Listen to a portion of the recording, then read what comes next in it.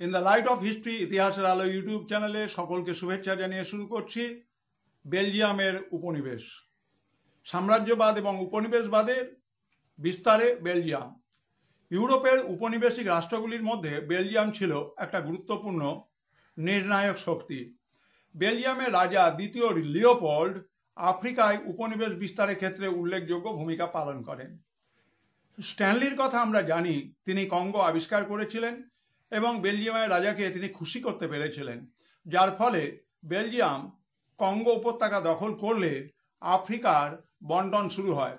বেলজিয়ামকে দেখে উৎসাহিত হয়ে England, France, Portugal, Germany, Italy এবং স্পেন আফ্রিকায় উপনিবেশ বিস্তারের প্রতিযোগিতাতে নেমে পড়ে।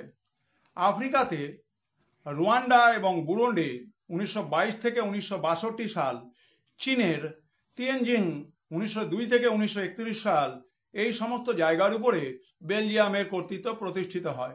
সুতরাং আমরা আফ্রিকা দেখলাম, আমরা চীন দেখলাম এবং আমরা একই সঙ্গে দেখলাম রুয়ান্ডা এবং বুরুন্ডি, সেখানে বেলজিয়ামের কিভাবে উপনিবেশ কর্তৃত্ব প্রতিষ্ঠিত হয়েছে। সাম্রাজ্যবাদ বিস্তারে বেলজিয়ামের উদ্যোগ, এই বিষয়ে তোমাদের সামনে ভিডিওটি রাখা হলো। তোমরা ভিডিওটি মনোযোগ দিয়ে শুনবে, যাতে করে তোমাদের তৃতীয় সেমিস্টারে তোমরা এখান থেকে কোনো প্রশ্ন থাকলে সেটি অনায়াসে উত্তর করতে পারো। সবাই ভালো থেকো।